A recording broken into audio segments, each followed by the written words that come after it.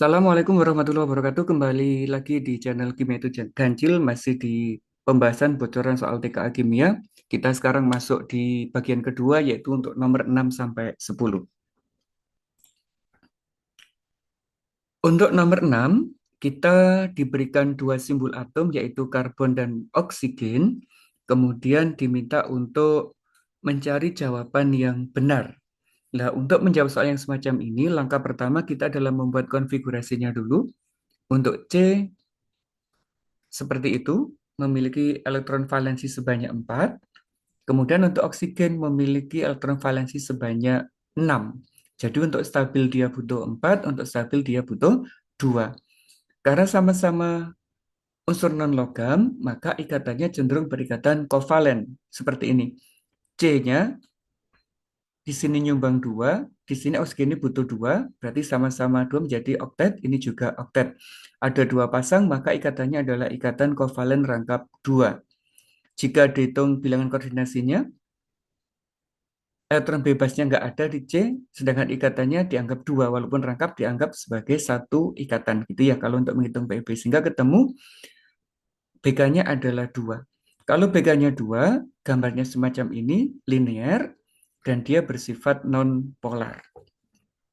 Maka yang benar adalah bentuk molekulnya linear bersifat non-polar.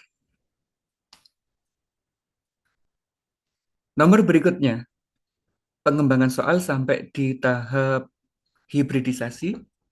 Ada dua unsur yaitu Ki dan Z. Langkahnya sama kayak yang nomor tadi. Kita buat konfigurasinya dulu. Yang Ki, elektron valensinya 5, ada di sini 2s2p. Untuk yang Z, valensinya 7, sehingga untuk stabil, berikatannya dia akan berikatan kovalen sama-sama unsur non-logam. Kalau digambar seluruhnya seperti ini, kalau harus oktet ya, ada satu pasangan elektron bebas yang ada di sini. Kita bisa menghitung PEB-nya, yaitu sebanyak 1 PEB dan 3 PEI. BK-nya ketemu 4. Kalau 4, untuk menghitung hibridisasi, kita gunakan SP. S itu 1 orbital, P itu 3 orbital, D itu 5 orbital, F itu 7 orbital. Untuk menghasilkan 4, maka akhirnya kita butuh 1 dari S dan 3 dari P, sehingga SP3. Bentuk aslinya tetrahedral, kemudian ada satu PEB sehingga membentuk segitiga piramida. Nah, molekul yang punya geometri semacam ini, dia cenderung bersifat polar. Untuk nomor berikutnya, yaitu berhubungan dengan gaya antar molekul yang pengaruhnya terhadap titik di D. Nah, titik di D itu dipengaruhi oleh gaya antar molekul, juga dipengaruhi oleh berat molekul. Misalnya ini, CH4 sampai SNH4 ini adalah molekul-molekul yang bersifat nonpolar. Titik didihnya semakin tinggi karena berat molekul SNH4 jauh lebih tinggi daripada yang lainnya. Berarti semakin berat molekul, titik didihnya semakin tinggi. Untuk yang berikutnya, kita lihat misalkan H2S, H2SC, dan H2TE. Ini adalah sama-sama molekul polar.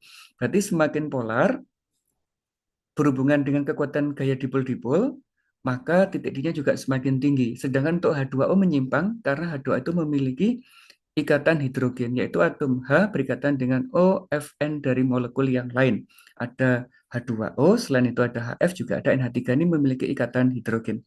Sehingga dari sini kita bisa mendeteksi bahwa pernyataan yang pertama adalah benar, yang kedua juga benar, titik di H2O lebih tinggi dari H2S itu pengaruh dari ikatan hidrogen itu benar.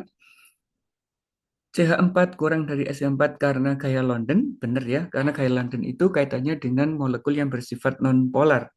Sedangkan HCl-Br sama-sama molekul polar berarti berhubungan dengan gaya dipol-dipol. Soal berikutnya terkait dengan persamaan reaksi. Ini ada konsep persamaan reaksi. Zat-zat yang ada di sebelah kirinya panah disebut reaktan, yang di kanan disebut sebagai produk.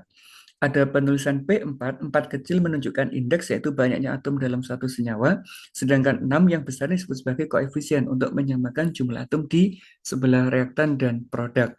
Nah, kita tahu di sini ada molekul N2 sebanyak satu molekul, ketemu dengan 3 molekul hidrogen membentuk 2 NH3. N2H2 disebut sebagai reaktan, NH3 disebut sebagai produk. Sehingga pernyataan yang benar adalah yang 2 molekul gas amonia sebagai hasil reaksi. Berikutnya, ini berhubungan dengan konsep mol dan sebagainya. Ada 16 gram metana dibakar sempurna. Mana aja yang benar pernyataannya? Nah, untuk tahu, kita harus menghitung molnya dulu dari mol CH4, yaitu massa dibagi dengan MR. Massanya 16, dari sini ya. MR-nya itu 16 didapatkan dari massanya C, 12, dan hidrogennya sebanyak 4. Sehingga molnya ketemu 1. Kalau ini molnya 1, bagaimana dengan mol oksigen? 1:2, maka molnya oksigen adalah 2. Bagaimana volume CO2? Kita harus menghitung molnya CO2 dulu. Karena koefisiennya sama, 1:1, maka molnya juga sama 1 mol. Dalam kondisi STP, maka tinggal dikali dengan 22,4 liter per mol. Ketemunya 22,4 liter. Untuk volume air sama, perbandingan molnya 1:2, maka molnya adalah 2. Juga sama dikali dengan 22,4, ketemunya 44,8 liter. Untuk jumlah molekul itu berhubungan dengan bilangan Avogadro ini, maka tinggal dikali mol dengan dia. Molnya oksigen tadi kan 2, tinggal dikali dengan Avogadro jadinya adalah 1,204 10 pangkat 24 partikel. Dari sini, maka didapatkan bahwa semua pernyataannya adalah benar. Demikian, sampai berjumpa lagi untuk bagian berikutnya. Assalamualaikum warahmatullahi wabarakatuh.